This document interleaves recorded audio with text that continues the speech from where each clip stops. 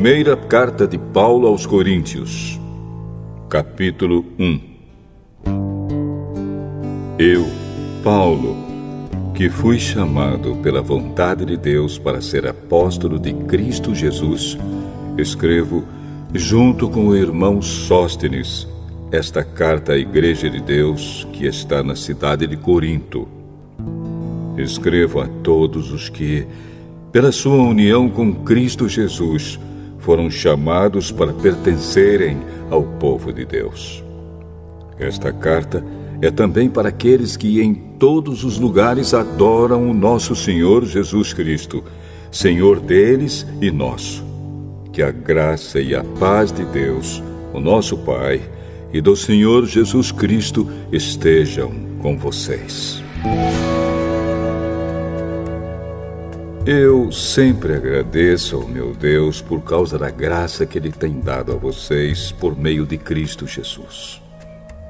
Por estarem unidos com Cristo Jesus, vocês foram enriquecidos em tudo, tanto no dom de anunciar o Evangelho, como no dom da sabedoria espiritual. A mensagem a respeito de Cristo está tão firme em vocês, que vocês não têm deixado de receber nenhum dom espiritual enquanto esperam a vinda do nosso Senhor Jesus Cristo. Cristo vai conservá-los firmes até o fim, para que no dia da volta do nosso Senhor Jesus Cristo, vocês não tenham culpa de nada. Deus é fiel e chamou vocês para que vivam em união com o seu Filho Jesus Cristo, o nosso Senhor. Irmãos, peço, pela autoridade do nosso Senhor Jesus Cristo, que vocês estejam de acordo no que dizem e que não haja divisões entre vocês. Sejam completamente unidos num só pensamento e numa só intenção. Pois, meus irmãos, algumas pessoas da família de Cloé me contaram que existem brigas entre vocês. O que eu quero dizer é isto: cada um de vocês diz uma coisa diferente. Um diz, eu sou de Paulo. Outro, eu sou de Apolo. Outro, eu sou de Pedro. E ainda outro, eu sou de Cristo. Por acaso Cristo foi dividido em várias partes? Será que Paulo morreu crucificado em favor de vocês? Ou será que vocês foram batizados em nome de Paulo? Graças a Deus que eu não batizei nenhum de vocês, a não ser Crispo e Gaio. Assim ninguém pode dizer que vocês foram batizados em meu nome. Ah, sim. Batizei também Estéfanas e a família dele. Mas não lembro de ter batizado mais ninguém. Pois Cristo não me enviou para batizar, mas para anunciar o Evangelho, e anunciá-lo sem usar a linguagem da sabedoria humana, para não tirar o poder da morte de Cristo na cruz. De fato, a mensagem da morte de Cristo na cruz é loucura para os que estão se perdendo. Mas para nós, que estamos sendo salvos, é o poder de Deus. Pois as Escrituras Sagradas dizem: destruirei a sabedoria dos sábios e acabarei com o conhecimento dos instruídos. Então, o que poderão dizer os sábios e os instruídos? O que vão dizer os grandes oradores deste mundo? Deus tem mostrado que a sabedoria deste mundo é loucura. Pois Deus, na sua sabedoria, não deixou que os seres humanos o conhecessem por meio da sabedoria deles. Pelo contrário, resolveu salvar aqueles que creem, e fez isso por meio da mensagem que anunciamos, a qual é chamada de louca. Os judeus pedem milagres como prova, e os não-judeus procuram a sabedoria. Mas nós anunciamos o Cristo crucificado, uma mensagem que para os judeus é ofensa e para os não-judeus é loucura. Mas para aqueles que Deus tem chamado, tanto judeus como não-judeus, Cristo é o poder de Deus e a sabedoria de Deus. Pois aquilo que parece ser a loucura de Deus é mais sábio do que a sabedoria humana. E aquilo que parece ser a fraqueza de Deus é mais forte do que a força humana. Agora, meus irmãos, lembrem do que vocês eram quando Deus os chamou. Do ponto de vista humano, poucos de vocês eram sábios ou poderosos ou de famílias importantes. Para envergonhar os sábios, Deus escolheu aquilo que o mundo acha que é loucura. E para envergonhar os poderosos, Ele escolheu o que o mundo acha fraco. Para destruir o que o mundo pensa que é importante, Deus escolheu aquilo que o mundo despreza, acha humilde e diz que não tem valor. Isso quer dizer que ninguém pode ficar orgulhoso, pois sabe que está sendo visto por Deus. Porém, Deus uniu vocês com Cristo Jesus e fez com que Cristo seja a nossa sabedoria. E é por meio de Cristo que somos aceitos por Deus, nos tornamos o povo de Deus e somos salvos. Portanto, como as Escrituras Sagradas dizem, quem quiser se orgulhar, que se orgulhe daquilo que o Senhor faz.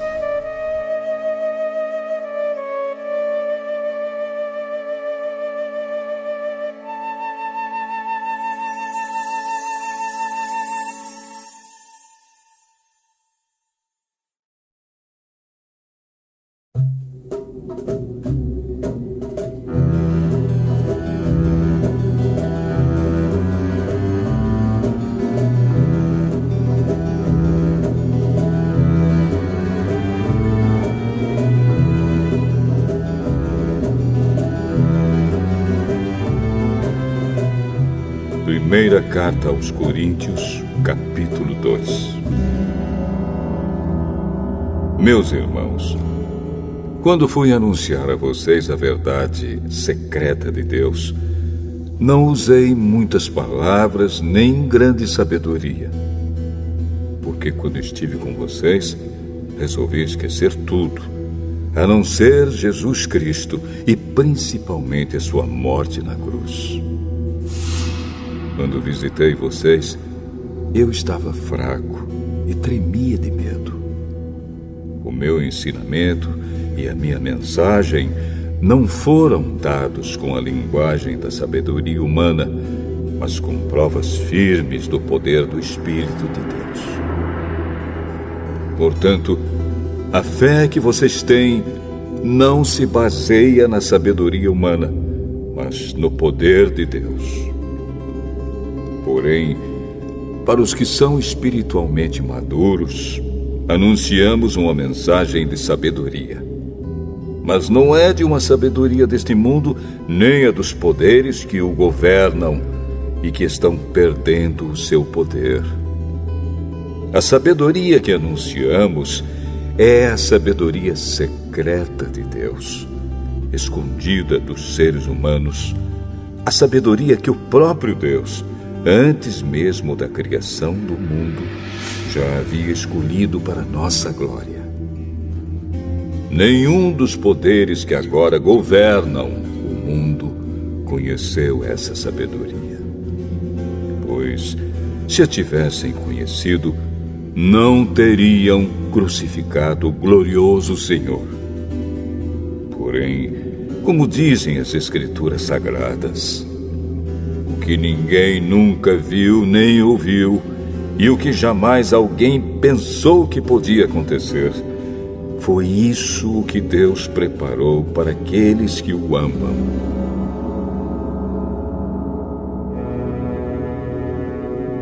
Mas foi a nós que Deus, por meio do Espírito, revelou o seu segredo. O Espírito Santo examina tudo, até mesmo os planos mais profundos e escondidos de Deus. Quanto ao ser humano, somente o Espírito que está nele é que conhece tudo a respeito dele. E quanto a Deus, somente o seu próprio Espírito conhece tudo a respeito dele. Não foi o Espírito deste mundo que nós recebemos, mas o Espírito mandado por Deus, para que possamos entender tudo o que Deus nos tem dado. Portanto, quando falamos, nós usamos palavras ensinadas pelo Espírito de Deus e não palavras ensinadas pela sabedoria humana. Assim explicamos as verdades espirituais aos que são espirituais. Mas quem não tem o Espírito de Deus não pode receber os dons que vêm do Espírito e, de fato, nem mesmo pode entendê-los. Essas verdades são loucura para essa pessoa, porque o sentido delas só pode ser entendido de modo espiritual. A pessoa que tem o Espírito Santo pode julgar o valor de todas as coisas, porém ela mesma não pode ser julgada por ninguém. Como dizem as Escrituras Sagradas, quem pode conhecer a mente do Senhor? Quem é capaz de lhe dar conselhos? Mas nós pensamos como Cristo pensa.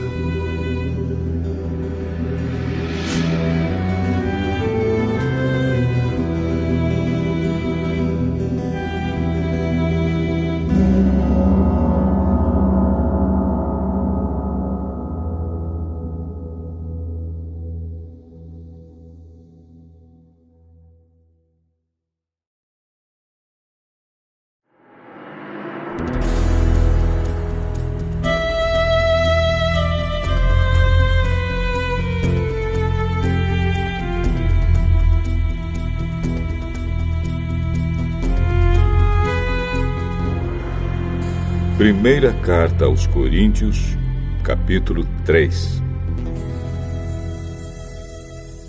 Na verdade, irmãos, eu não pude falar com vocês como costumo fazer com as pessoas que têm o Espírito de Deus. Tive de falar com vocês como se vocês fossem pessoas do mundo, como se fossem crianças na fé cristã.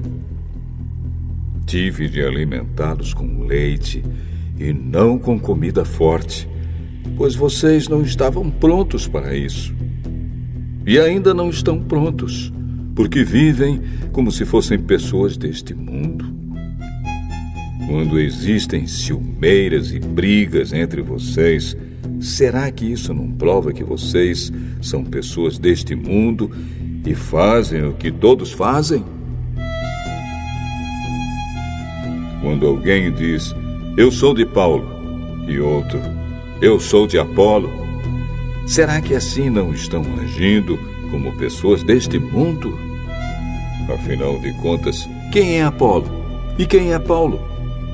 Somos somente servidores de Deus, e foi por meio de nós que vocês creram no Senhor.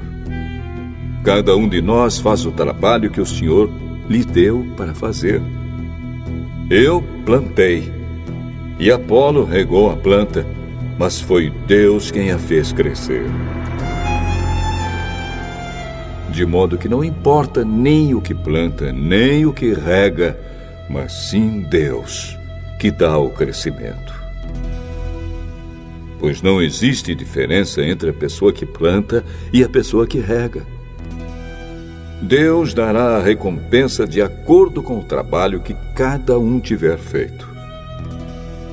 Porque nós somos companheiros de trabalho no serviço de Deus e vocês são o terreno no qual Deus faz o seu trabalho. Vocês são também o edifício de Deus. Usando o dom que Deus me deu, eu faço o trabalho de um construtor competente. Ponho o alicerce e outro constrói em cima dele. Porém, cada um deve construir com cuidado. Porque Deus já pôs Jesus Cristo como o único alicerce, e nenhum outro alicerce pode ser colocado. Alguns usam ouro ou prata ou pedras preciosas para construírem em cima do alicerce. E ainda outros usam madeira ou capim ou palha. O dia de Cristo vai mostrar claramente a qualidade do trabalho de cada um. Pois o fogo daquele dia mostrará o trabalho de cada pessoa. O fogo vai mostrar e provar a verdadeira qualidade do trabalho. Se aquilo que alguém construir em cima do alicerce resistir ao fogo, então o construtor receberá a recompensa. Mas, se o trabalho de alguém for destruído pelo fogo, então esse construtor perderá a recompensa. Porém, ele mesmo será salvo, como se tivesse passado pelo fogo para se salvar. Certamente vocês sabem que são o templo de Deus e que o Espírito de Deus vive em vocês. Assim, se alguém destruir o templo de Deus, Deus destruirá essa pessoa. Pois o templo de Deus é santo e vocês são o seu templo. Que ninguém engane a si mesmo. Se algum de vocês pensa que é sábio conforme a sabedoria humana, então precisa se tornar louco para ser de fato sábio. Pois aquilo que este mundo acha que é sabedoria, Deus acha que é loucura. Como dizem as Escrituras Sagradas, Deus pega os sábios nas suas espertezas. E também, o Senhor sabe que os pensamentos dos sábios não valem nada.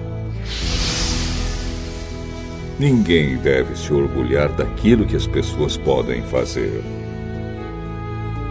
Pois tudo é de vocês, isto é, Paulo, Apolo, Pedro, este mundo, a vida e a morte, o presente e o futuro. Tudo isso pertence a vocês. E vocês pertencem a Cristo. E Cristo pertence a Deus.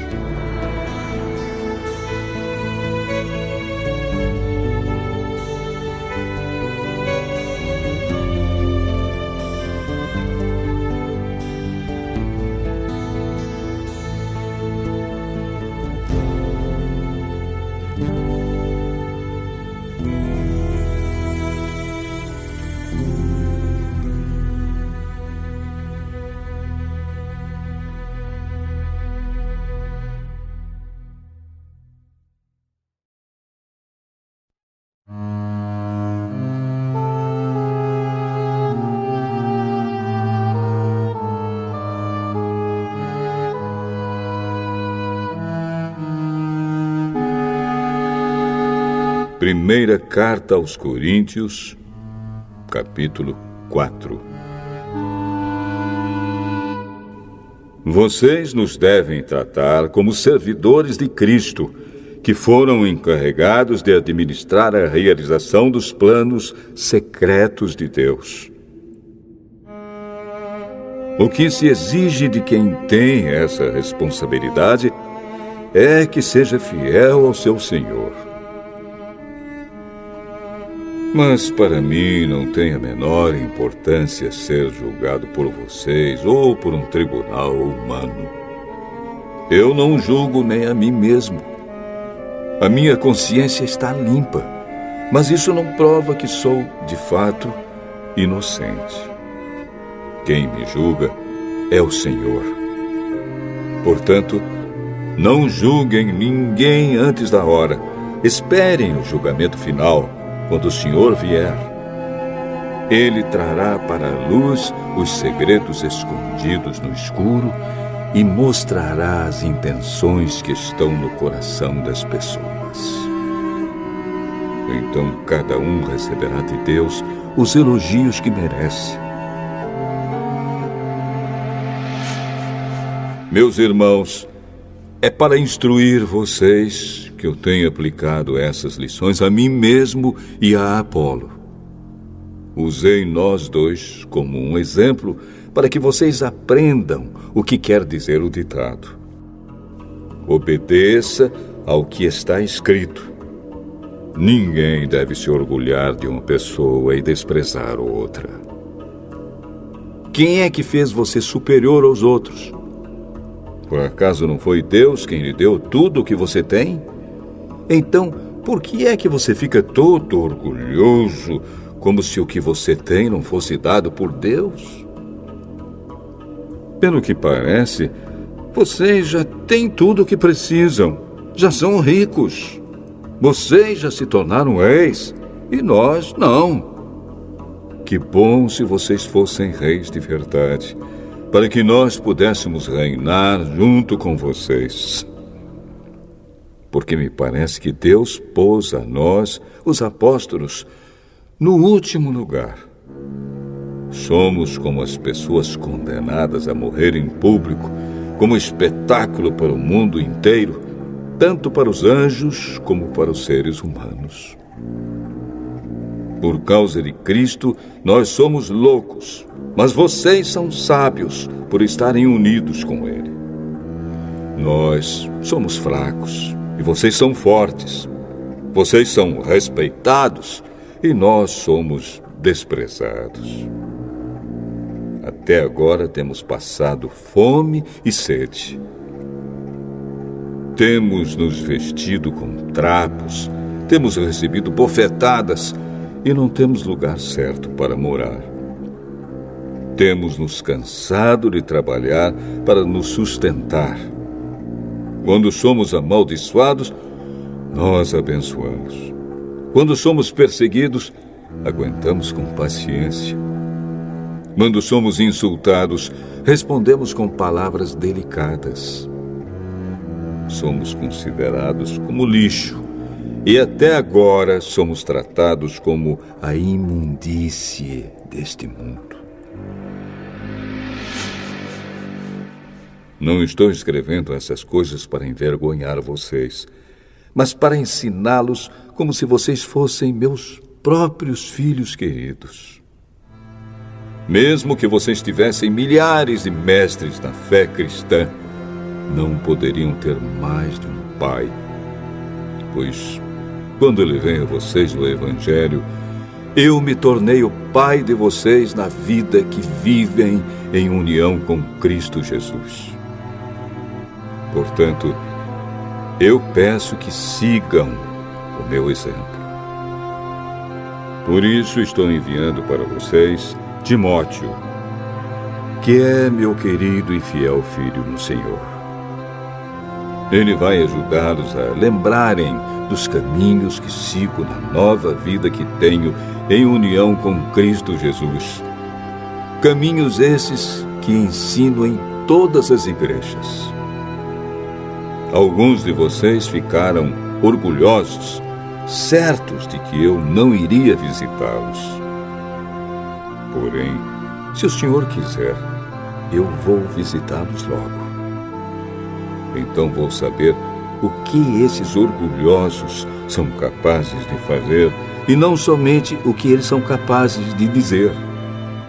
Pois o reino de Deus não é coisa de palavras, mas de poder. O que é que vocês preferem? Que eu vá até vocês com um chicote ou com o coração cheio de amor e bondade?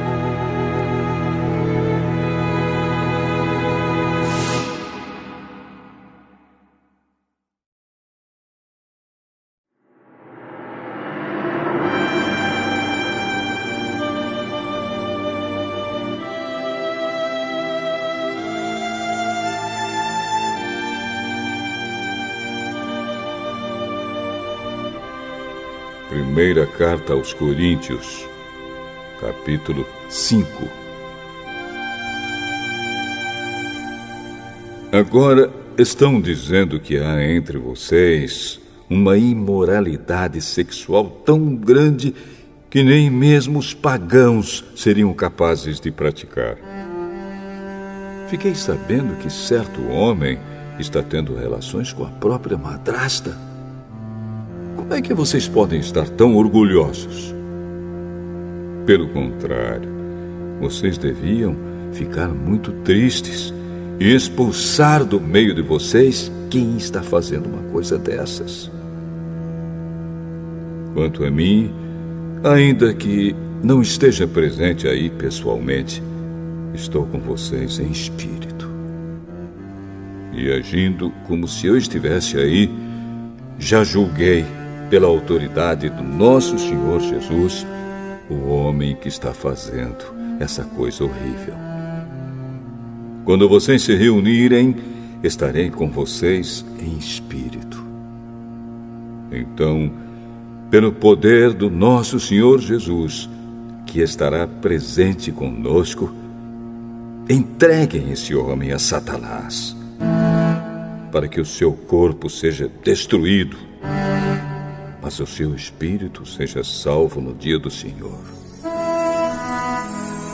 Não está certo que vocês estejam orgulhosos. Vocês conhecem aquele ditado: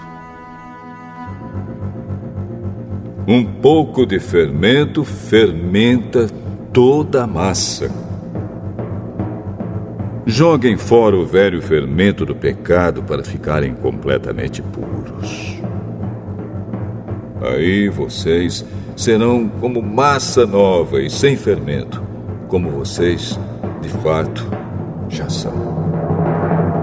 Porque a nossa festa da Páscoa está pronta, agora que Cristo, o nosso Cordeiro da Páscoa, já foi oferecido em sacrifício. Então, vamos comemorar a nossa Páscoa, não com o pão que leva fermento, o fermento velho do pecado e da imoralidade, mas com o pão sem fermento, o pão da pureza e da verdade.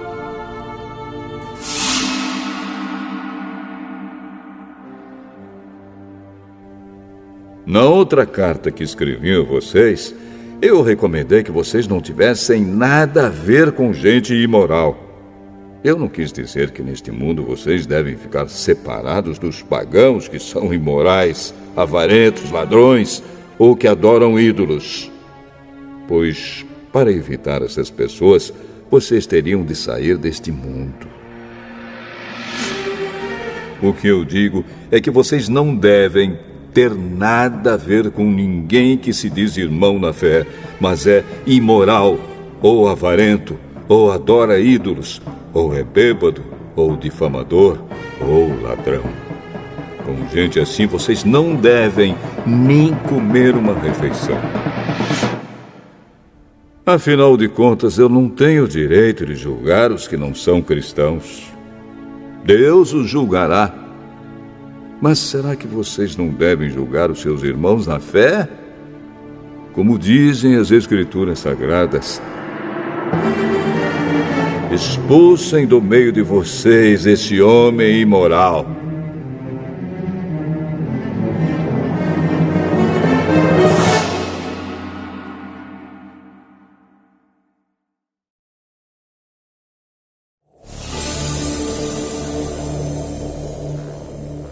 Primeira carta aos Coríntios, capítulo 6.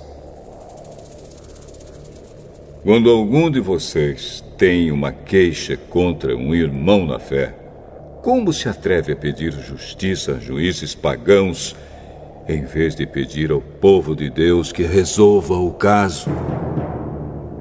Será que vocês não sabem que o povo de Deus julgará o mundo? Então, se vocês vão julgar o mundo, será que não são capazes de julgar essas coisas pequenas? Por acaso vocês não sabem que nós julgaremos até mesmo os anjos? Muito mais, então, devemos julgar as coisas desta vida. Portanto, se surgir alguma questão dessas, será que vocês vão procurar pessoas que são desprezadas na igreja para julgarem esses casos? Que vergonha! Será que entre vocês não existe alguém com bastante sabedoria para resolver uma questão entre irmãos? É claro que existe.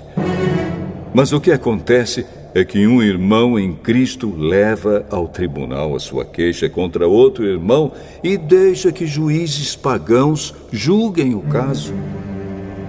Só o fato de existirem questões entre vocês já mostra que vocês estão falhando completamente.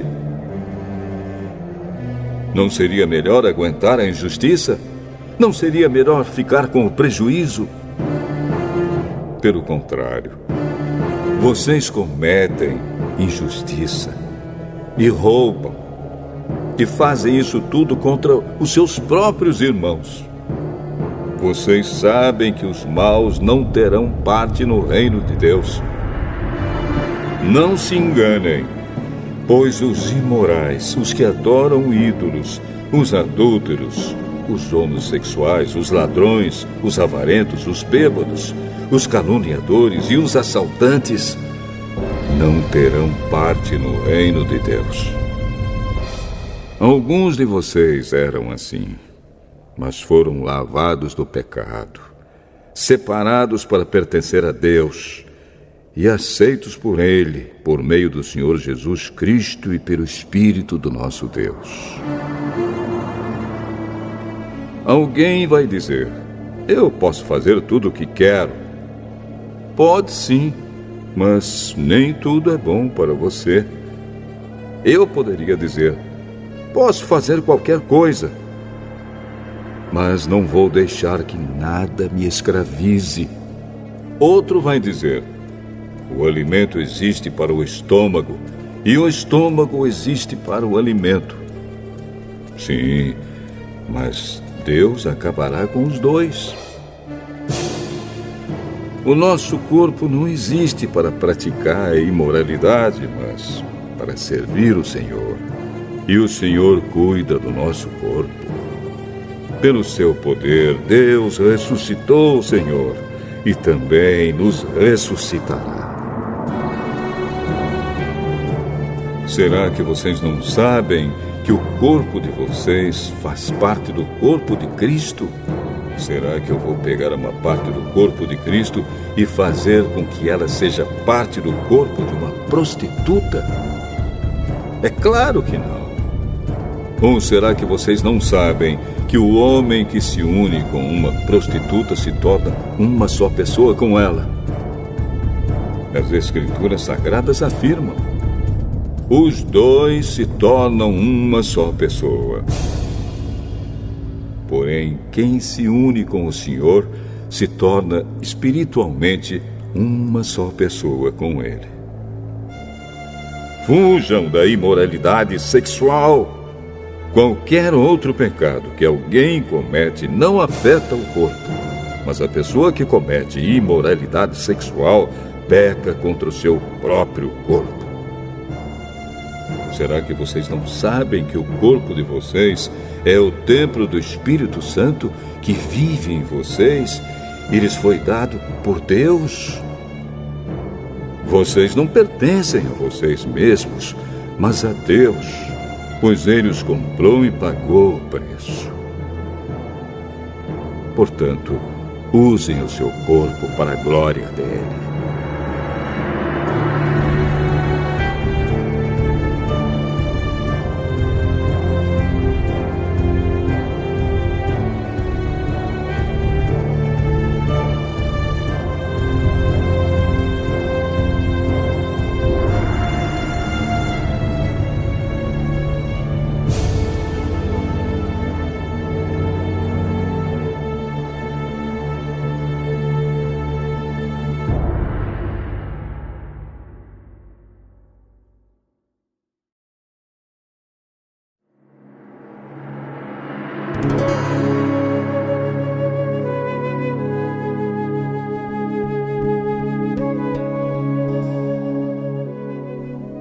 Primeira carta aos Coríntios, capítulo 7.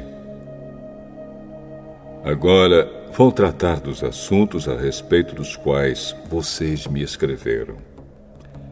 Vocês dizem que o homem faz bem em não casar.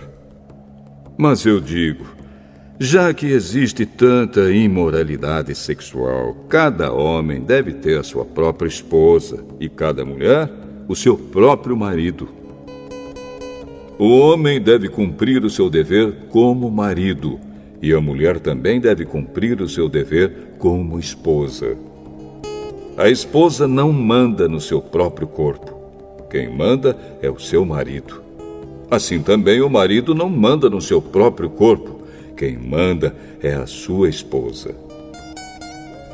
Que os dois não se neguem um ao outro, a não ser que concordem em não ter relações por algum tempo, a fim de se dedicar à oração. Mas depois devem voltar a ter relações, a fim de não caírem nas tentações de Satanás, por não poderem se dominar. Não digo isso como uma ordem, mas como uma sugestão. Realmente, eu gostaria que todos fossem como eu. Porém, cada um tem o dom que Deus lhe deu. Um tem este dom e outro aquele. Aos solteiros e às viúvas eu digo que seria melhor para eles ficarem sem casar, como eu. Mas, se vocês não podem dominar o desejo sexual, então casem, pois é melhor casar do que ficar queimando de desejo. Para os que já estão casados, tenho um mandamento que não é meu, mas do Senhor, que a mulher não se separe do seu marido. Porém, se ela se separar, que não case de novo, ou então que faça as pazes com o marido, e que o homem não se divorcie da sua esposa. Aos outros digo eu mesmo, e não o Senhor. Se um homem cristão é casado com uma mulher que não é cristã, e ela concorda em continuar vivendo com ele, que ele não se divorcie dela.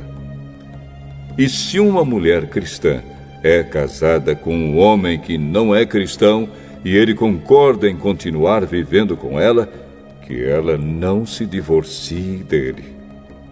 Pois Deus aceita o homem que não é cristão por ele estar unido com a sua esposa cristã, e aceita a mulher que não é cristã por ela estar unida com o seu marido cristão. Se não fosse assim, os filhos deles não pertenceriam a Deus. Mas, sendo assim, eles pertencem. Porém, se o marido não cristão ou a esposa não cristã quiser o divórcio, então que se divorcie. Nesses casos, o marido cristão ou a esposa cristã está livre para fazer como quiser, pois Deus chamou vocês para viverem em paz. Esposa cristã, como é que você pode ter certeza de que não vai salvar o seu marido? E você, marido cristão, como é que você pode ter certeza de que não vai salvar a sua esposa? Cada um deve continuar vivendo de acordo com o dom que o Senhor lhe deu e na condição em que se encontrava quando Deus o chamou. É essa a regra que eu ensino em todas as igrejas. Se um homem judeu que é circuncidado aceita o chamado de Deus, ele não deve tirar as marcas da circuncisão. E se um homem não judeu que não é circuncidado aceita o chamado de Deus, ele não deve circuncidar-se. Não faz diferença estar circuncidado ou não. O que importa é obedecer aos mandamentos de Deus. Cada um deve continuar como era quando aceitou o chamado de Deus. Você era escravo quando Deus o chamou? Não se preocupe com isso. Mas, se você pode se tornar livre, então aproveite a oportunidade. pois o escravo que foi chamado pelo Senhor é agora um homem livre que pertence ao Senhor. Assim também, o homem livre que foi chamado por Cristo é escravo de Cristo. Deus comprou vocês por um preço. Portanto, não se tornem escravos de seres humanos. Irmãos, cada um deve continuar na presença de Deus, assim como era quando Deus o chamou. Para os solteiros, eu não tenho nenhum mandamento do Senhor, porém dou a minha opinião como uma pessoa que, pela misericórdia do Senhor, merece confiança. Por causa dos tempos difíceis em que vivemos, eu penso que é melhor para o homem ficar como está. Você tem esposa? Então não procure se separar dela. Você é solteiro? Então não procure esposa. Porém, se você casar, não estará cometendo pecado. E se uma moça solteira casar, também não estará cometendo pecado. Mas eu gostaria de poupar vocês dos problemas de cada dia que terão na vida de casados. Irmãos, o que eu quero dizer é isto. Não nos resta muito tempo. E daqui em diante os casados devem viver como se não tivessem casado. Os que choram, como se não estivessem chorando. Os que estão rindo, como se não estivessem rindo. Os que compram, como se não fosse deles aquilo que compraram. Os que tratam das coisas deste mundo, como se não estivessem ocupados com elas. Pois este mundo, como está agora, não vai durar muito. Eu quero livrá-los de preocupações. Um solteiro se interessa pelas coisas do Senhor porque quer agradá-lo. Mas o homem casado se interessa pelas coisas deste mundo porque quer agradar a sua esposa e por isso é puxado por duas direções diferentes. Quanto às mulheres, tanto as viúvas quanto as solteiras, elas estão interessadas nas coisas do Senhor porque querem se dedicar de corpo e alma a Ele. Mas a mulher casada se interessa pelas coisas deste mundo porque quer agradar o marido. Eu estou dizendo isso porque quero ajudá-los. Não estou querendo obrigar ninguém a nada.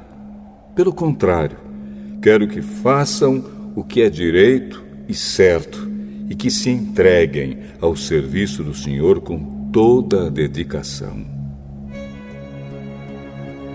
Aos que ficaram noivos, mas resolveram não casar mais, eu digo o seguinte: se o rapaz sente que assim não está agindo certo com a sua noiva e acha que a sua paixão por ela ainda é muito forte e que devem casar, então que casem. Não existe pecado nisso. Mas se, pelo contrário, o rapaz não se sente na obrigação de casar, se está mesmo resolvido a ficar solteiro e se é capaz de dominar a sua vontade e já resolveu o que deve fazer, então faz bem em não casar com a moça. Assim, quem casa faz bem, mas quem não casa faz melhor ainda. A mulher não está livre enquanto seu marido estiver vivo. Caso o marido morra, ela fica livre para casar com quem quiser, contanto que case com um cristão. Porém, ela será mais feliz se ficar como está. Essa é a minha opinião.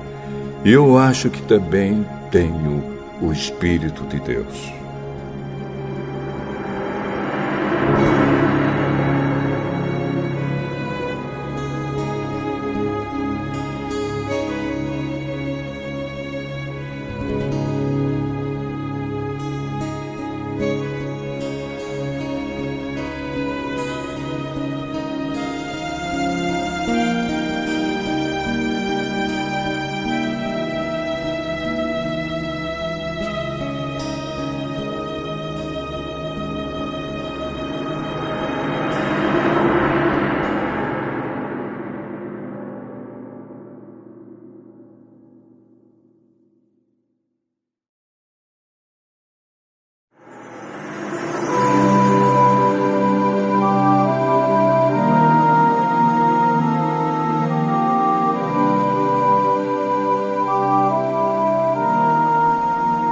Primeira carta aos Coríntios, capítulo 8.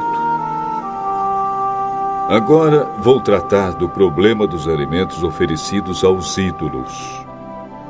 Na verdade, como se diz, todos nós temos conhecimento.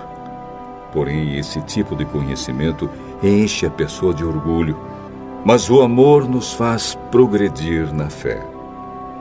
A pessoa que pensa que sabe alguma coisa ainda não tem a sabedoria que precisa. Mas quem ama a Deus é conhecido por Ele. Quanto a comer alimentos que tenham sido oferecidos aos ídolos, nós sabemos que um ídolo representa alguma coisa que realmente não existe. E sabemos que existe somente um Deus. Pois existem os que são chamados de deuses, tanto no céu como na terra, como também existem muitos deuses e muitos senhores. Porém, para nós, existe somente um Deus, o Pai e Criador de todas as coisas, para quem nós vivemos. E existe somente um Senhor, que é Jesus Cristo, por meio de quem todas as coisas foram criadas e por meio de quem nós existimos. Mas nem todos conhecem essa verdade. Existem pessoas tão acostumadas com os ídolos que até agora comem desses alimentos pensando que eles pertencem aos ídolos. A consciência dessas pessoas é fraca e por isso elas se sentem impuras quando comem desses alimentos. Não é esta ou aquela comida que vai fazer com que Deus nos aceite. Nós não perderemos nada se não comermos e não ganharemos nada se comermos desse alimento. Mas tenham cuidado para que essa liberdade de vocês não faça com que os fracos na fé caiam em pecado. Porque se uma pessoa que tem a consciência fraca neste assunto vir você, que tem conhecimento, comendo alimentos do templo de um ídolo, será que essa pessoa não vai querer também comer alimentos oferecidos aos ídolos? Assim, este cristão fraco, este seu irmão por quem Cristo morreu, vai se perder por causa do conhecimento que você tem. Desse modo, pecando contra o seu irmão e ferindo a consciência dele, você estará pecando contra Cristo. Portanto, se o alimento faz com que o meu irmão peque, nunca mais vou comer carne a fim de que eu não seja a causa do pecado dele.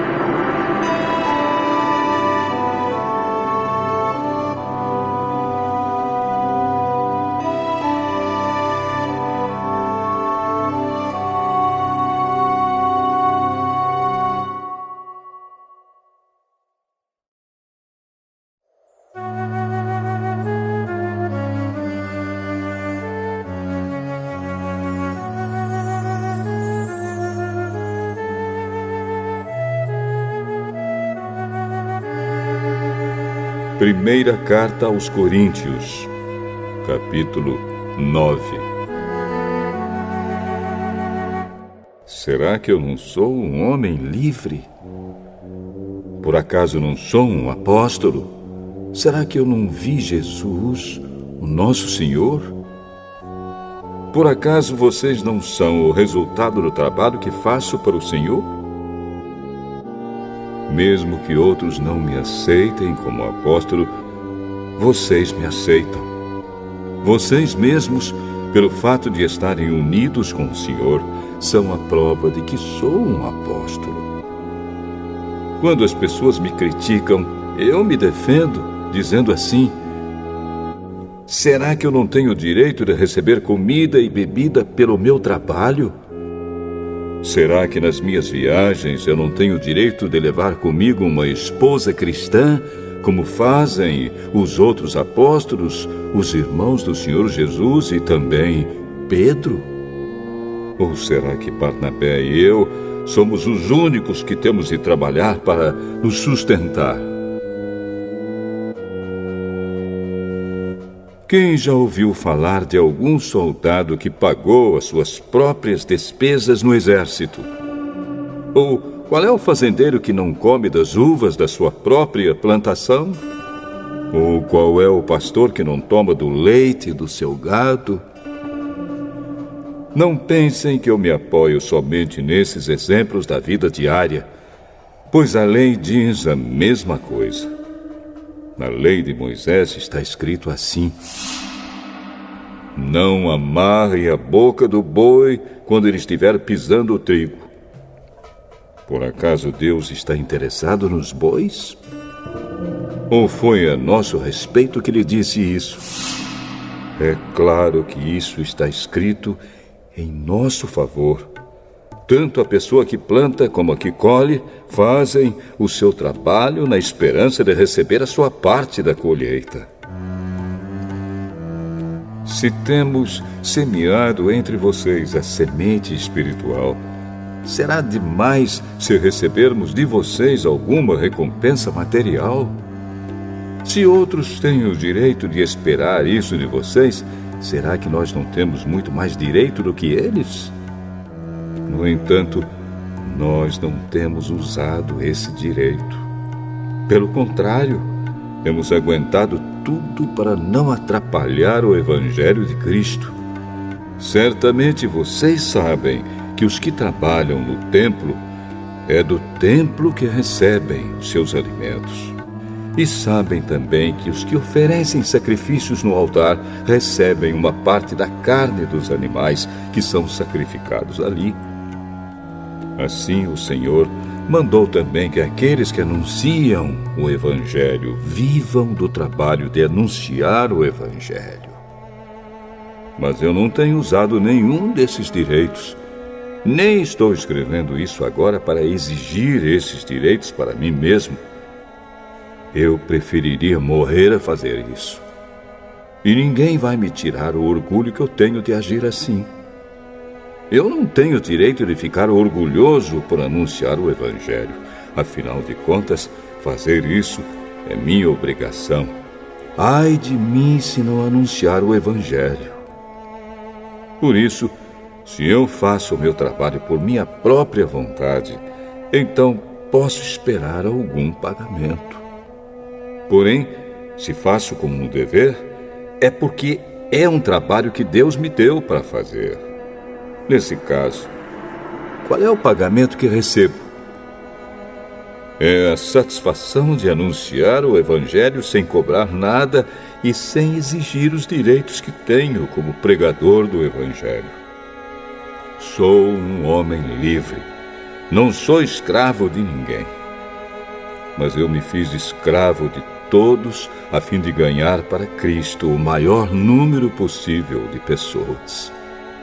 Quando trabalho entre os judeus, vivo como judeu, a fim de ganhá-los para Cristo. Não estou debaixo da lei de Moisés, mas quando trabalho entre os judeus, vivo como se estivesse debaixo dessa lei, para ganhar os judeus para Cristo.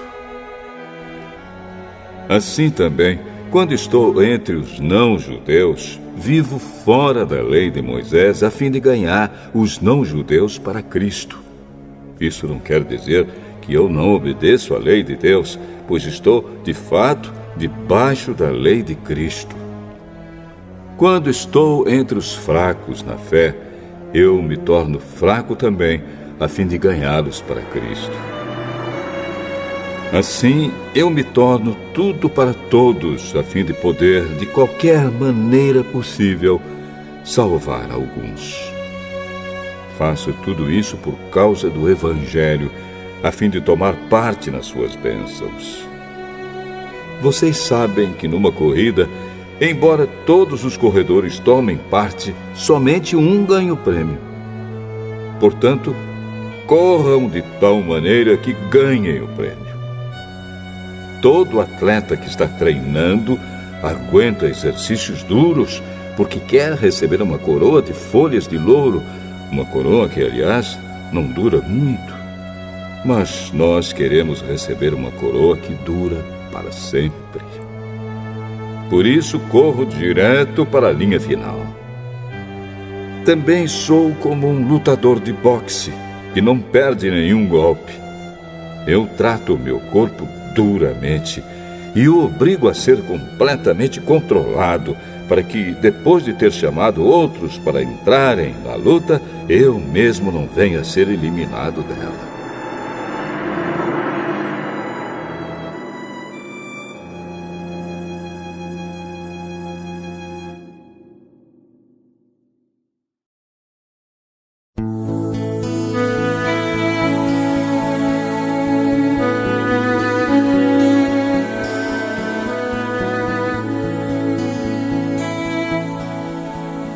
Primeira carta aos Coríntios, capítulo 10.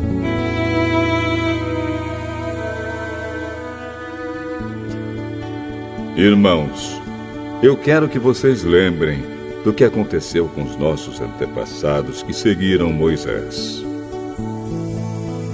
Todos foram protegidos pela nuvem e passaram pelo Mar Vermelho.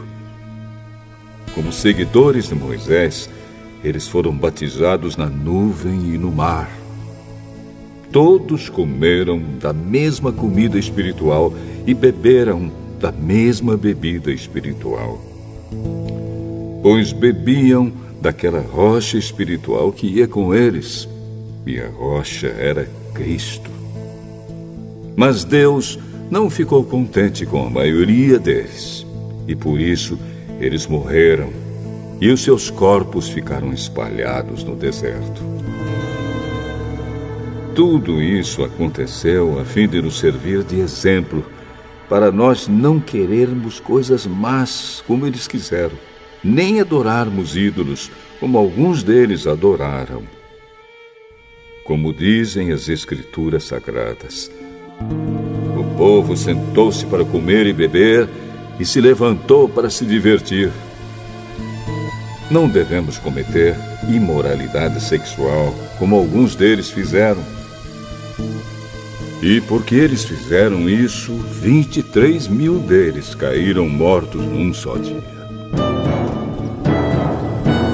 Não devemos pôr à prova a paciência de Cristo, como alguns deles fizeram, e por isso foram mortos pelas cobras. Vocês não devem se queixar, como fizeram alguns deles, e por isso foram destruídos pelo anjo da morte. Tudo isso aconteceu com os nossos antepassados, a fim de servir de exemplo para os outros. E aquelas coisas foram escritas a fim de servirem de aviso para nós, pois estamos vivendo no fim dos tempos. Portanto, aquele que pensa que está de pé, é melhor ter cuidado para não cair. As tentações que vocês têm de enfrentar são as mesmas que os outros enfrentam, mas Deus cumpre a sua promessa e não deixará que vocês sofram tentações que vocês não têm forças para suportar. Quando uma tentação vier, Deus dará forças a vocês para suportá-la, e assim vocês poderão sair dela. Por isso, meus queridos amigos, fujam da adoração de ídolos. Eu falo com vocês como com pessoas que têm capacidade para entender o que estou afirmando. Julguem vocês mesmos o que eu estou dizendo. Pensem no cálice pelo qual damos graças a Deus na ceia do Senhor. Será que quando bebemos desse cálice, não estamos tomando parte no sangue de Cristo? E quando partimos e comemos o pão, não estamos tomando parte no corpo de Cristo? Mesmo sendo muitos, todos comemos do mesmo pão, que é um só, e por isso somos um só corpo. Pensem no povo de Israel. Aqueles que comem as coisas oferecidas em sacrifícios tomam parte juntos no sacrifício que é oferecido a Deus no altar. O que é que eu quero dizer com isso? Que o ídolo ou o alimento que é oferecido a ele tem algum valor? É claro que não. O que estou dizendo é que aquilo que é sacrificado nos altares pagãos é oferecido aos demônios e não a Deus. E eu não quero que vocês tomem parte nas coisas dos demônios. Vocês não podem beber do cálice do Senhor e também do cálice dos demônios. Vocês não podem comer na mesa do Senhor e também na mesa dos demônios. Ou será que queremos provocar o Senhor, fazendo com que ele fique com ciúmes? Por acaso vocês pensam que somos mais fortes do que ele? Alguns dizem assim: podemos fazer tudo o que queremos. Sim, mas nem tudo é bom. Podemos fazer tudo o que queremos, mas nem tudo é útil. Ninguém deve buscar os seus próprios interesses, e sim os interesses dos outros. Vocês podem comer de tudo que se vende no açougue, sem terem nenhuma dúvida de consciência. Pois, como dizem as Escrituras Sagradas, a terra e tudo o que nela existe pertencem ao Senhor. Se alguém que não é cristão convidá-los para comer e vocês resolverem ir, comam o que for posto na frente de vocês e não façam perguntas por motivo de consciência. Mas, se alguém disser a vocês: esta comida foi oferecida aos ídolos, neste caso, não comam, por causa daquele que disse isso e também por motivo de consciência. Não estou falando da sua própria consciência, mas da consciência do outro. Mas alguém pode perguntar: por que é que a minha liberdade deve ser diminuída pela consciência dos outros? Se eu agradeço a Deus o alimento que como, por que é que sou criticado, se já o agradeci a Deus? Portanto, quando vocês comem ou bebem ou fazem qualquer outra coisa, façam tudo para a glória de Deus. Vivam de tal maneira que não prejudiquem os judeus, nem os não-judeus, nem a Igreja de Deus. Façam como eu. Procuro agradar a todos em tudo o que faço, não pensando no meu próprio bem, mas no bem de todos, a fim de que eles possam ser salvos.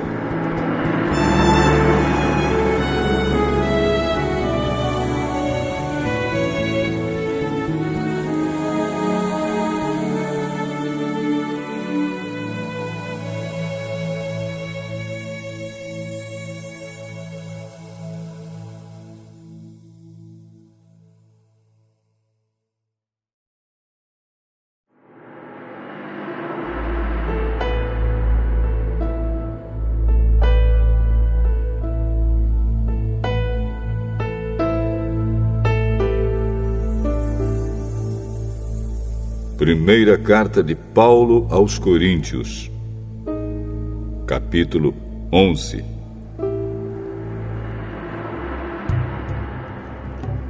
Sigam o meu exemplo como eu sigo o exemplo de Cristo. Eu os elogio porque vocês sempre lembram de mim e seguem as instruções que eu passei para vocês. Mas quero que entendam que Cristo tem autoridade sobre todo marido, que o marido tem autoridade sobre a esposa e que Deus tem autoridade sobre Cristo.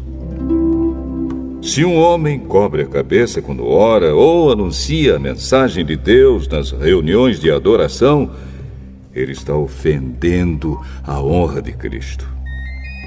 E se uma mulher não cobre a cabeça quando ora ou anuncia a mensagem de Deus nas reuniões de adoração, ela está ofendendo a honra do seu marido.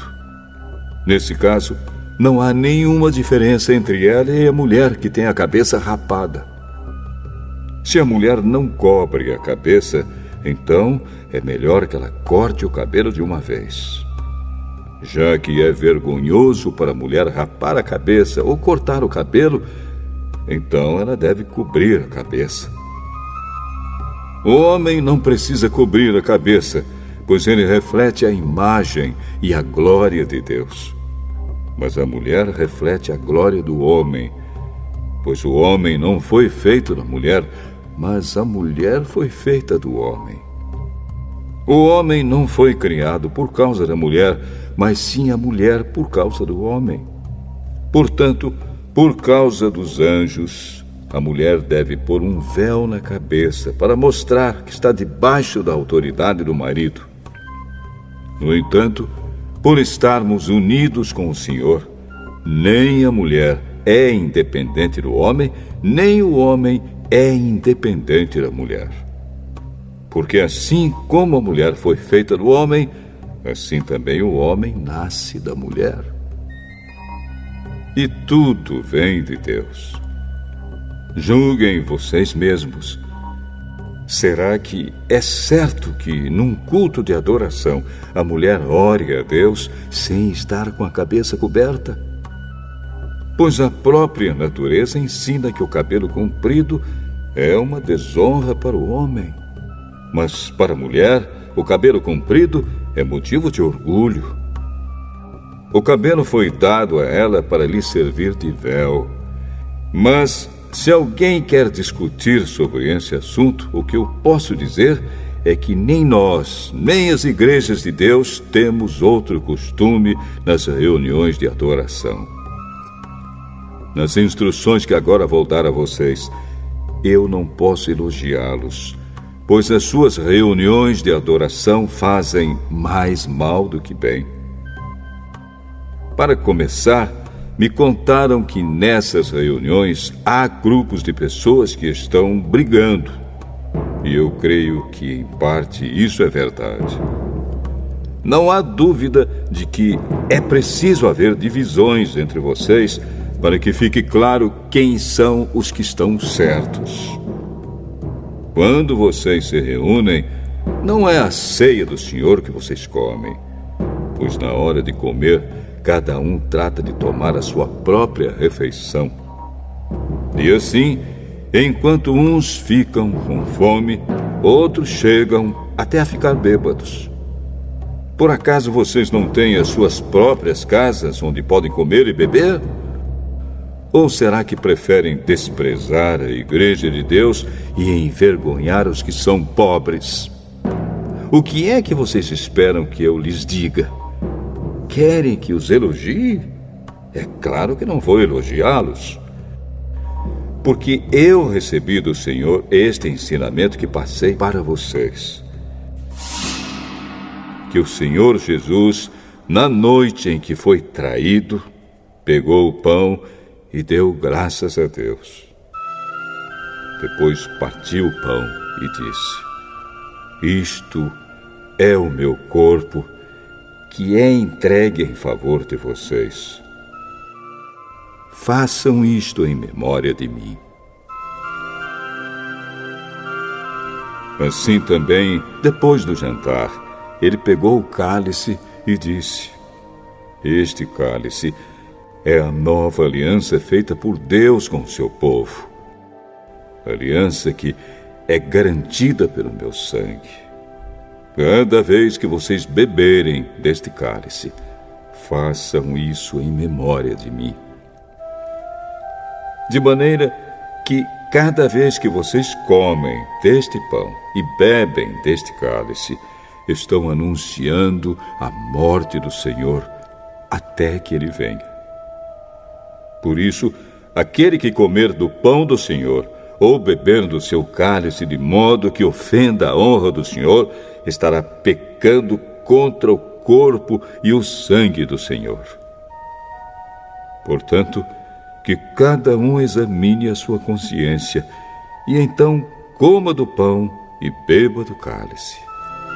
Pois A pessoa que comer do pão ou beber do cálice sem reconhecer que se trata do corpo do Senhor, estará sendo julgada ao comer e beber para o seu próprio castigo.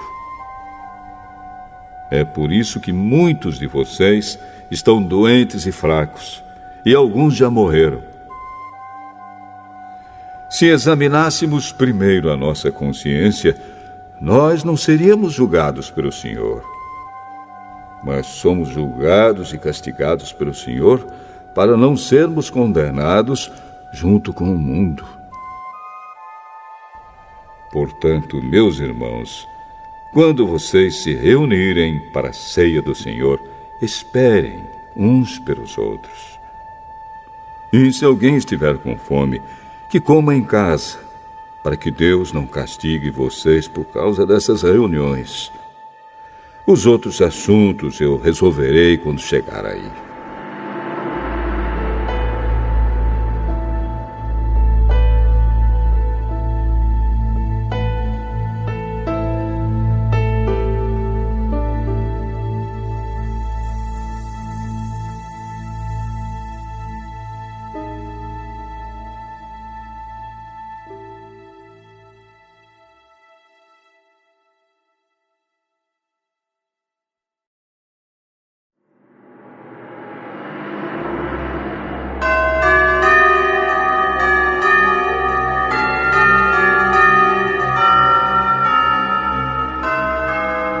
Primeira carta de Paulo aos Coríntios, capítulo 12. Meus irmãos, quero que vocês saibam a verdade a respeito dos dons que o Espírito Santo dá. Vocês sabem que, quando ainda eram pagãos, vocês eram desviados de várias maneiras para a adoração dos ídolos, os quais não têm vida. Por isso precisam compreender que ninguém que diz que Jesus seja maldito pode estar falando pelo poder do Espírito de Deus. E que ninguém pode dizer Jesus é Senhor, a não ser que seja guiado pelo Espírito Santo. Existem tipos diferentes de dons espirituais, mas é um só e o mesmo Espírito quem dá esses dons. Existem maneiras diferentes de servir, mas o Senhor que servimos é o mesmo. Há diferentes habilidades para realizar o trabalho, mas é o mesmo Deus quem dá a cada um a habilidade para fazê-lo. Para o bem de todos, Deus dá a cada um alguma prova da presença do Espírito Santo. Para uma pessoa, o Espírito dá a mensagem de sabedoria, e para outra, o mesmo Espírito dá a mensagem de conhecimento. Para uma pessoa, o mesmo Espírito dá a fé, e para outra, dá o poder de curar. Uma pessoa recebe do Espírito poder para fazer milagres, e outra recebe o dom de anunciar a mensagem de Deus. Ainda outra pessoa recebe a capacidade para saber a diferença entre os dons que vêm do Espírito e os que não vêm dele. Para uma pessoa, o Espírito dá a capacidade de falar em línguas estranhas, e para outra, ele dá a capacidade de interpretar o que essas línguas querem dizer. Porém, é um só e o mesmo Espírito quem faz tudo isso. Ele dá um tom diferente para cada pessoa, conforme ele quer. Cristo é como um corpo, o qual tem muitas partes. E todas as partes, mesmo sendo muitas, formam um só corpo. Assim também, todos nós, judeus e não judeus, escravos e livres, fomos batizados pelo mesmo Espírito para formar um só corpo. E a todos nós foi dado de beber do mesmo Espírito. Pois o corpo não é feito de uma só parte, mas de muitas. Se o pé disser, já que não sou mão, não sou do corpo, nem por isso deixa de ser do corpo. Se o ouvido disser, já que não sou olho, não sou do corpo, nem por isso deixe de ser do corpo. Se o corpo todo fosse olho, como poderíamos ouvir? E se o corpo todo fosse ouvido, como poderíamos cheirar? Assim Deus colocou cada parte diferente do corpo conforme Ele quis. Se o corpo todo fosse uma parte só, não existiria corpo. De fato, existem muitas partes, mas um só corpo. Portanto, o olho não pode dizer para a mão: eu não preciso de você. E a cabeça não pode dizer para os pés: não preciso de vocês. O fato é que as partes do corpo que parecem ser as mais fracas são as mais necessárias. E aquelas que achamos menos honrosas são as que tratamos com mais honra. E as partes que parecem ser feias recebem um cuidado especial que as outras mais bonitas não precisam. Foi assim que Deus fez o corpo, dando mais honra às partes menos honrosas. Desse modo, não existe divisão no corpo, mas todas as suas partes têm o mesmo interesse umas pelas outras. Se uma parte do corpo sofre, todas as outras sofrem com ela. Se uma é elogiada, todas as outras se alegram com ela. Pois bem, vocês são o corpo de Cristo, e cada um é uma parte desse corpo. Na igreja, Deus pôs tudo no lugar certo. Em primeiro lugar, os apóstolos. Em segundo, os profetas. E em terceiro, os mestres. Em seguida, pôs os que fazem milagres.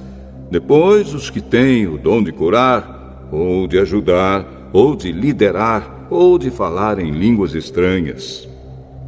Nem todos são apóstolos, ou profetas, ou mestres. Nem todos têm o dom de fazer milagres, nem de curar doenças, nem de falar em línguas estranhas, nem de explicar o que essas línguas querem dizer. Por isso, se esforcem para ter os melhores dons. Porém, eu vou mostrar a vocês o caminho que é o melhor de todos.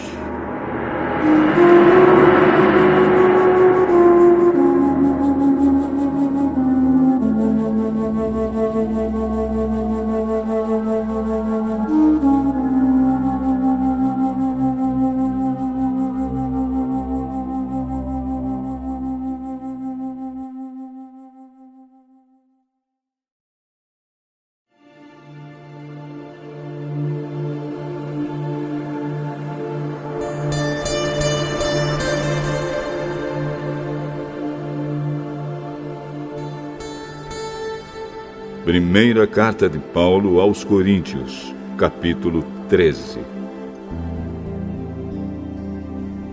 Eu poderia falar todas as línguas que são faladas na terra e até no céu, mas se não tivesse amor, as minhas palavras seriam como o som de um gongo ou como o barulho de um sino.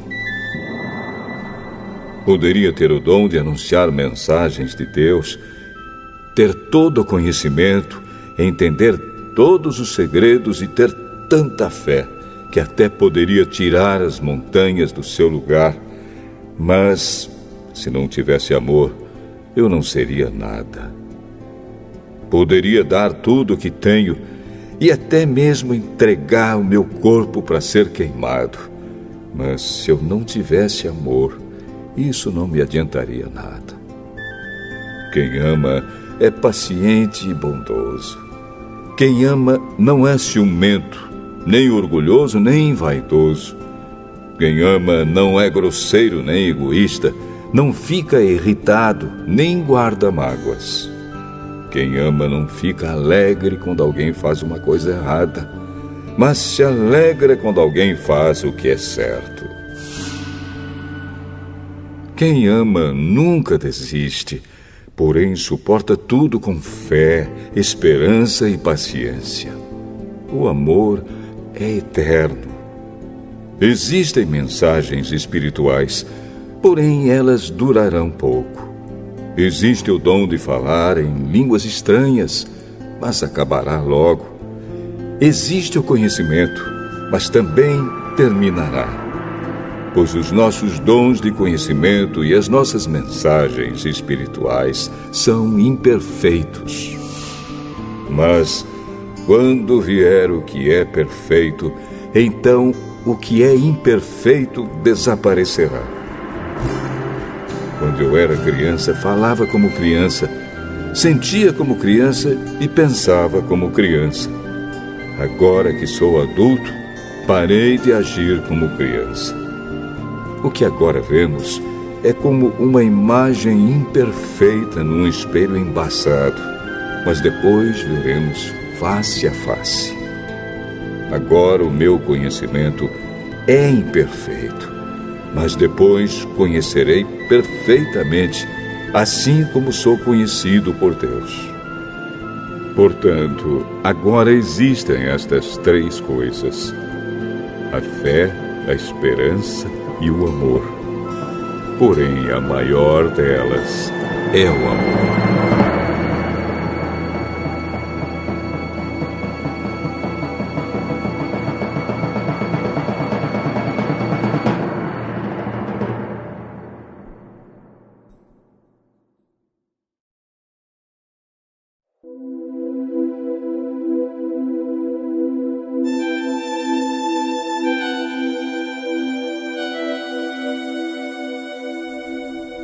Primeira carta de Paulo aos Coríntios, capítulo 14. Portanto, esforcem-se para ter amor. Procurem também ter dons espirituais, especialmente o de anunciar a mensagem de Deus. Quem fala em línguas estranhas fala a Deus e não às pessoas, pois ninguém o entende. Pelo poder do Espírito Santo, ele diz verdades secretas. Porém, quem anuncia a mensagem de Deus fala para as pessoas, ajudando-as e dando-lhes coragem e consolo. Quem fala em línguas estranhas ajuda somente a si mesmo. Mas quem anuncia a mensagem de Deus ajuda a igreja toda. Eu gostaria que vocês todos falassem em línguas estranhas, mas gostaria ainda mais que tivessem o dom de anunciar a mensagem de Deus. Porque quem anuncia a mensagem de Deus tem mais valor do que quem fala em línguas estranhas, a não ser que esteja ali alguém que possa interpretar o que está sendo dito, para que toda a igreja seja ajudada espiritualmente. Por isso, irmãos, quando eu os visitar, que proveito vocês terão se eu lhes falar em línguas estranhas? É claro que nenhum, a não ser que leve a vocês alguma revelação de Deus, ou algum conhecimento, ou alguma mensagem inspirada, ou algum ensinamento. Por exemplo, além da voz humana, existem os instrumentos musicais, como a flauta e a harpa. Se os sons não saírem com toda clareza, como poderá alguém saber o que está sendo tocado em um ou outro desses instrumentos? Se quem toca a corneta não der um som bem claro, quem se preparará para a batalha? Assim também, como é que os outros vão entender o que vocês estão dizendo se a mensagem por meio de línguas estranhas não for clara? Vocês estariam falando para o vento. No mundo há muitas línguas diferentes, mas cada uma faz sentido. Porém, se eu não entendo a língua na qual alguém está falando comigo, então quem fala essa língua é estrangeiro para mim, e eu sou um estrangeiro para ele. Por isso, já que vocês estão com tanta vontade de ter os dons do Espírito, procurem, acima de tudo, ter os dons que fazem com que a igreja cresça espiritualmente. Portanto, quem fala em línguas estranhas deve orar, pedindo a Deus que lhe dê o dom de interpretar o que elas querem dizer. Porque se eu orar em línguas estranhas, o meu espírito, de fato, estará orando, mas a minha inteligência não tomará parte nisso. O que vou fazer então? Vou orar com o meu espírito, mas também vou orar com a minha inteligência. Vou cantar com o meu espírito, mas também vou cantar com a minha inteligência. Se você dá graças a Deus em línguas estranhas, como é que uma pessoa simples que estiver na reunião poderá dizer amém à oração de agradecimento que você fez? Ela não vai conseguir entender nada do que você está dizendo. Mesmo que a sua oração seja muito boa, essa pessoa não receberá nenhuma ajuda. Eu agradeço a Deus porque falo em línguas estranhas muito mais do que vocês. Porém, nas reuniões da igreja, prefiro dizer 5 palavras que possam ser entendidas para assim ensinar os outros, do que dizer milhares de palavras em línguas estranhas. Irmãos, não pensem como crianças. Sejam como crianças para o que é mal, mas sejam adultos no seu modo de pensar. Nas Escrituras Sagradas está escrito: por meio de pessoas que falam em línguas estranhas, eu falarei a este povo, diz o Senhor. Falarei por meio de lábios estrangeiros, mas assim mesmo meu povo não me dará atenção. Portanto, o dom de falar em línguas estranhas é um sinal de Deus para os descrentes e não para os cristãos. Mas o dom de anunciar a mensagem de Deus é um sinal para os cristãos e não para os descrentes. Imaginem que a igreja esteja reunida e todos comecem a falar em línguas estranhas. Se chegarem ali algumas pessoas simples ou descrentes, será que não vão dizer que vocês estão loucos? Mas se todos estiverem anunciando mensagens de Deus e entrar ali um descrente ou alguém que seja simples, ele vai ouvir o que vocês estão dizendo e se convencer do seu pecado. E ele será julgado pelo que ouvir. Os seus pensamentos secretos serão revelados. E ele vai se ajoelhar e adorar a Deus, dizendo: Deus está mesmo no meio de vocês. Portanto, meus irmãos, o que é que deve ser feito? Quando vocês se reúnem na igreja, um irmão tem um hino para cantar, outro, alguma coisa para ensinar, outro, uma revelação de Deus, outro, uma mensagem em línguas estranhas, e ainda outro, a interpretação dessa mensagem. Que tudo seja feito para o crescimento espiritual da igreja. Se algum de vocês falar em línguas estranhas, então que apenas 2 ou 3 falem, um depois do outro, e que alguém interprete o que está sendo dito. Mas, se não houver ninguém que possa interpretar, então fiquem calados e falem somente consigo mesmos e com Deus. No caso de 2 ou 3 receberem a mensagem de Deus, estes devem falar, e os outros que pensem bem no que eles estão dizendo. Se uma outra pessoa que estiver ali sentada receber a mensagem de Deus, quem estiver falando deve se calar. Vocês todos podem anunciar a mensagem de Deus, um de cada vez, para que todos aprendam e fiquem animados. Quem fala deve controlar o dom de anunciar a mensagem de Deus, pois Deus não quer que nós vivamos em desordem, e sim em paz. Como em todas as igrejas do povo de Deus, as mulheres devem ficar caladas nas reuniões de adoração. Elas não têm permissão para falar. Como diz a lei, elas não devem ter cargos de direção. Se quiserem saber alguma coisa, que perguntem em casa ao marido. É vergonhoso que uma mulher fale nas reuniões da igreja. Por acaso a mensagem de Deus veio de vocês? Ou será que veio somente para vocês? Se alguém pensa que é mensageiro de Deus ou que tem algum dom espiritual, deve saber que o que estou escrevendo é mandamento do Senhor.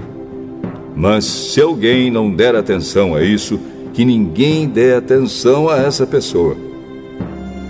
Assim, meus irmãos, procurem sempre anunciar a mensagem de Deus, mas não proíbam que se falem línguas estranhas.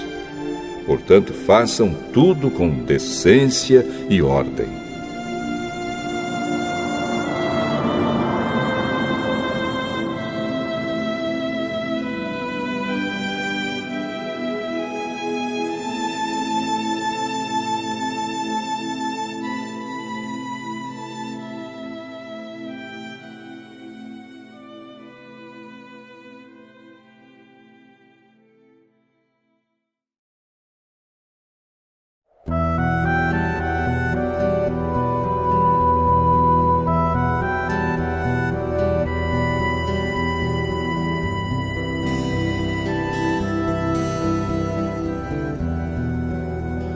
Primeira carta de Paulo aos Coríntios, capítulo 15. Agora, irmãos, quero que lembrem do evangelho que eu anunciei a vocês, no qual vocês aceitaram e no qual continuam firmes. A mensagem que anunciei a vocês é o evangelho, por meio do qual vocês são salvos, se continuarem firmes nele. A não ser que não tenha adiantado nada vocês crerem nele. Eu passei para vocês o ensinamento que recebi e que é da mais alta importância. Cristo morreu pelos nossos pecados, como está escrito nas Escrituras Sagradas. Ele foi sepultado e no terceiro dia foi ressuscitado, como está escrito nas Escrituras, e apareceu a Pedro e depois aos 12 apóstolos. Depois apareceu de uma só vez a mais de 500 seguidores, dos quais a maior parte ainda vive, mas alguns já morreram. Em seguida apareceu a Tiago, e mais tarde a todos os apóstolos. Por último, depois de todos, ele apareceu também a mim, como para alguém nascido fora de tempo. De fato, eu sou o menos importante dos apóstolos e até nem mereço ser chamado de apóstolo, pois persegui a igreja de Deus. Mas, pela graça de Deus, sou o que sou. E a graça que Ele me deu não ficou sem resultados. Pelo contrário, eu tenho trabalhado muito mais do que todos os outros apóstolos. No entanto, não sou eu quem tem feito isso, e sim a graça de Deus que está comigo. Assim, não importa se a mensagem foi entregue por mim ou se foi entregue por eles. O importante é que foi isso que todos nós anunciamos, e foi nisso que vocês creram. Se a nossa mensagem é que Cristo foi ressuscitado, como é que alguns de vocês dizem que os mortos não vão ressuscitar? Se não existe a ressurreição de mortos, então quer dizer que Cristo não foi ressuscitado. E se Cristo não foi ressuscitado, nós não temos nada para anunciar, e vocês não têm nada para crer. E mais ainda, nesse caso estaríamos mentindo contra Deus, porque afirmamos que Ele ressuscitou Cristo. Mas, se é verdade que os mortos não são ressuscitados, então Deus não ressuscitou Cristo. Porque, se os mortos não são ressuscitados, Cristo também não foi ressuscitado. E se Cristo não foi ressuscitado, a fé que vocês têm é uma ilusão e vocês continuam perdidos nos seus pecados. Se Cristo não ressuscitou, os que morreram crendo nele estão perdidos. Se a nossa esperança em Cristo só vale para esta vida, nós somos as pessoas mais infelizes deste mundo. Mas a verdade é que Cristo foi ressuscitado. E isso é a garantia de que os que estão mortos também serão ressuscitados. Porque assim como por meio de um homem veio a morte, assim também por meio de um homem veio a ressurreição. Assim como, por estarem unidos com Adão, todos morrem, assim também, por estarem unidos com Cristo, todos ressuscitarão. Porém, cada um será ressuscitado na sua vez. Cristo, o primeiro de todos, depois os que são de Cristo, quando ele vier. E então virá o fim. Cristo destruirá todos os governos espirituais, todas as autoridades e poderes, e entregará o reino a Deus, o Pai. Pois Cristo tem de reinar até que Deus faça com que ele domine todos os inimigos. O último inimigo que será destruído é a morte. As Escrituras Sagradas dizem: Deus pôs todas as coisas debaixo do domínio dele. É claro que dentro das palavras, todas as coisas, não está o próprio Deus, que põe tudo debaixo do domínio de Cristo. Mas, quando tudo for dominado por Cristo, então o próprio Cristo, que é o Filho, se colocará debaixo do domínio de Deus, que pôs todas as coisas debaixo do domínio dele. Então Deus reinará completamente sobre tudo. Pensem agora nas pessoas que são batizadas em favor dos mortos. O que é que elas esperam conseguir? Se os mortos não são ressuscitados, por que é que essas pessoas se batizam em favor deles? E quanto a nós, por que é que nos colocamos em perigo a toda hora? Irmãos, eu enfrento a morte todos os dias. Se afirmo isso, é pelo orgulho que tenho de vocês, pois estamos todos unidos com Cristo Jesus, o nosso Senhor.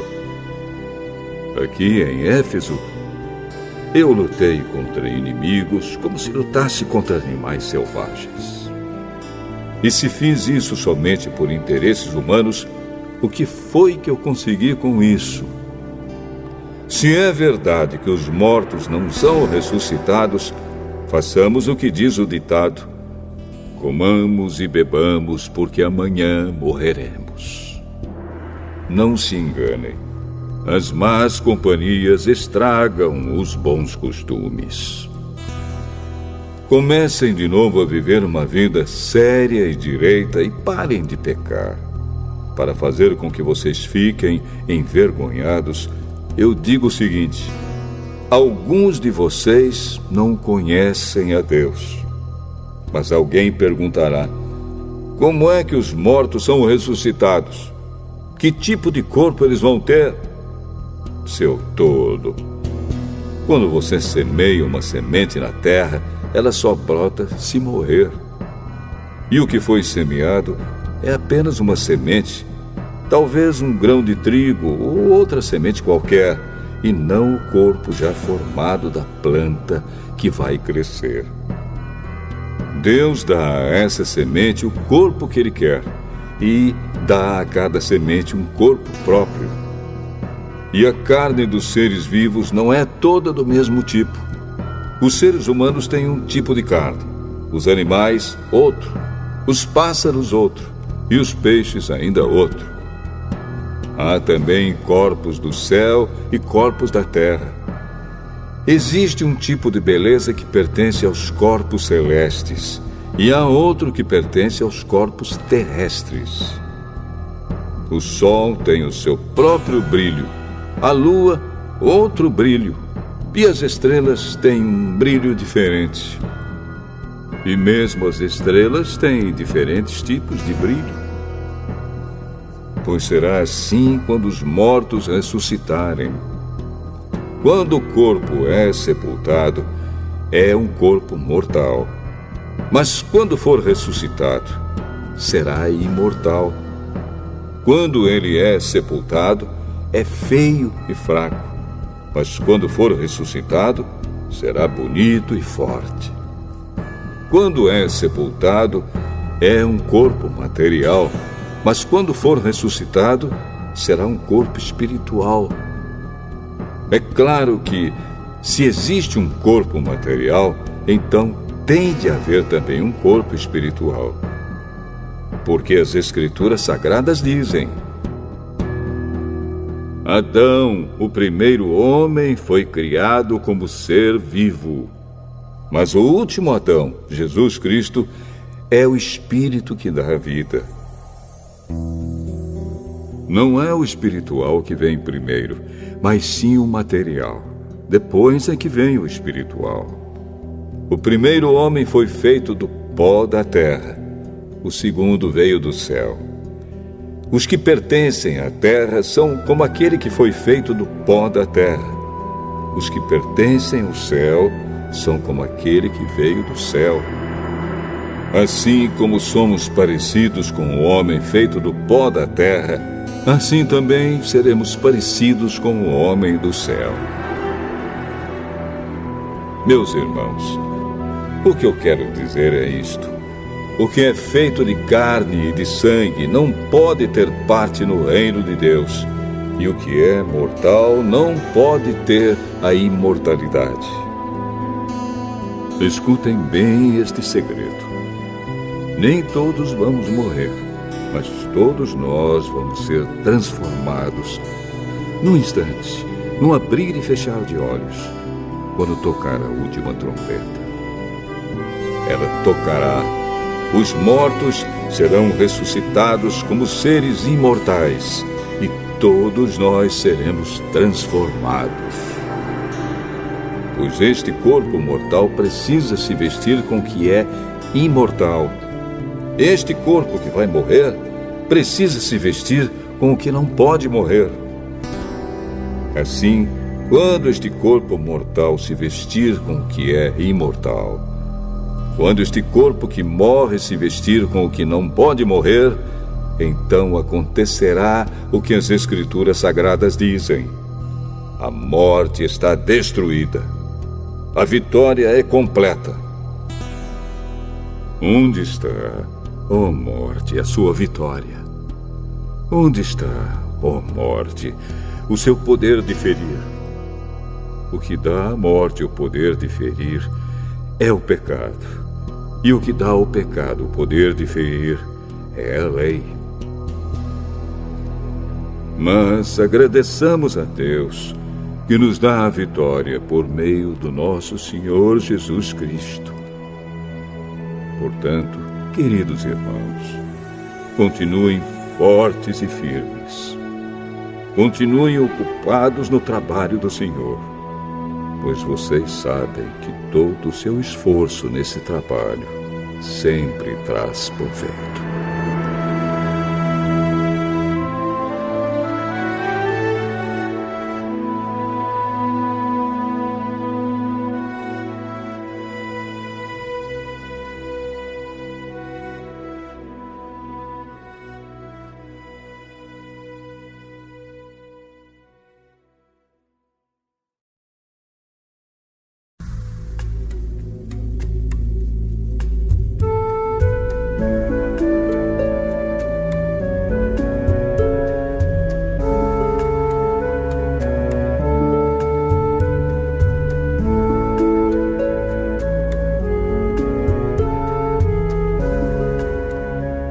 Primeira carta de Paulo aos Coríntios, capítulo 16. Agora vou tratar do dinheiro para ajudar o povo de Deus da Judéia. Façam o que eu disse às igrejas da província da Galácia. Todos os domingos, cada um de vocês separe e guarde algum dinheiro, de acordo com o que cada um ganhou, Assim não haverá necessidade de recolher ofertas quando eu chegar. Depois que chegar, eu enviarei com cartas de apresentação aqueles que vocês escolherem para levarem a oferta até Jerusalém. Se for conveniente que eu também vá, eles farão a viagem comigo. Eu visitarei vocês depois que tiver passado pela província da Macedônia, pois vou passar por lá. Pode ser que eu fique algum tempo com vocês, talvez todo o inverno, e assim vocês poderão me ajudar a continuar a minha viagem para onde quer que eu for. Pois eu não quero ver vocês apenas de passagem. Se o Senhor permitir, espero ficar bastante tempo com vocês. Resolvi ficar aqui em Éfeso até o dia de Pentecostes, pois encontrei aqui ótimas oportunidades para um grande e proveitoso trabalho, embora muita gente esteja contra mim. Se Timóteo chegar aí, façam tudo para que ele se sinta bem entre vocês, pois assim como eu, ele também está trabalhando para o Senhor. Não deixem que ninguém o despreze. Pelo contrário, vocês devem ajudá-lo a continuar a sua viagem em paz, a fim de que ele volte para cá, pois estou esperando que ele volte junto com os outros irmãos.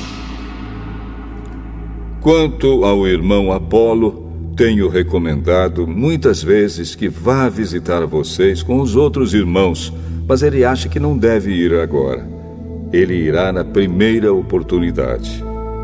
Estejam alertas, fiquem firmes na fé, sejam corajosos, sejam fortes. Que tudo o que vocês fizerem seja feito com amor. Vocês conhecem Estéfanas e a família dele. Vocês sabem que eles foram os primeiros cristãos convertidos na província da Acaia e que eles têm se dedicado ao serviço do povo de Deus. Peço a vocês, meus irmãos, que sigam a orientação deles e dos outros que os ajudam e trabalham com eles. Eu estou alegre com a vinda de Estéfanas, de Fortunato e de Acaico, pois eles fizeram o que vocês, por estarem ausentes, não podiam fazer. Eles me animaram muito e sei que animaram vocês também. Gente como essa merece elogios. As igrejas da província da Ásia mandam saudações. Áquila e a sua esposa Priscila e a igreja que se reúne na casa deles mandam saudações cristãs a vocês. Todos os irmãos daqui mandam saudações. Cumprimentem uns aos outros com um beijo de irmão. Escrevo isto com a minha própria mão. Quem não ama o Senhor, que seja amaldiçoado. Maranatá. Vem, nosso Senhor. Que a graça do nosso Senhor Jesus esteja com vocês. E que o meu amor esteja com todos vocês, pois estamos unidos com Cristo Jesus.